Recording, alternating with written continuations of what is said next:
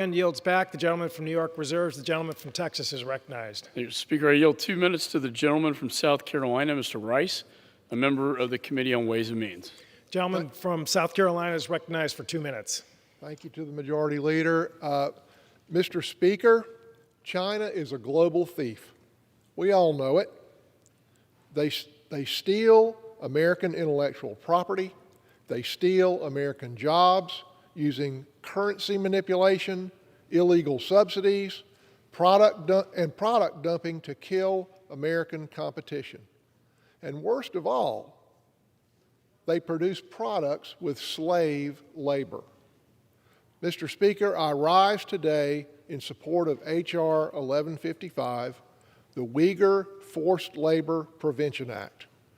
H.R. 1155's central provision establishes a rebuttable presumption that all goods made in China's Xinjiang Uyghur Autonomous Region are produced with forced labor. Since 2017, China has arbitrarily detained and persecuted over 1 million Uyghurs and other ethnic minorities in an extrajudicial mass re-education camps in Xinjiang. We know that China is seeking to profit from this oppression by subsidizing companies to build factories near these mass internment sites.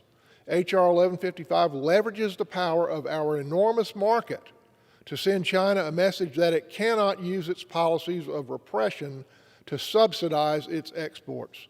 We must work with our allies to ensure that all global markets are closed to the products of Chinese theft and repression. A core and essential provision of this bill is a rebuttable presumption that leads to an import prohibition. In 2016, the Ways and Means Committee led the way on a bipartisan basis in eliminating the consumptive demand loophole from the outright ban on products made with forced labor in Section 307 of the 1930 Tariff Act.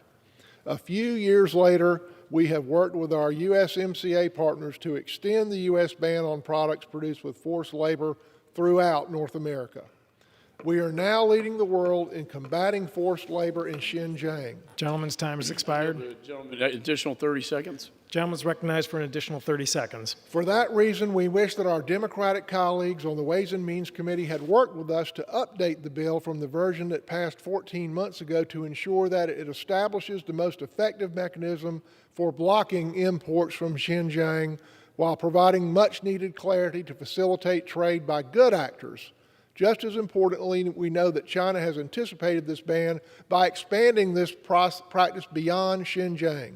We need to work closely with our colleagues in the Senate to ensure that the version of the bill that becomes law can better assist importers to identify and proactively eradicate goods produced with forced labor from their supply chains, whether they arise in Xinjiang or in other locations. This bill is just the beginning, but it signals a strong signal to China that it cannot launder its policies of persecution and repression in a global market. I yield back.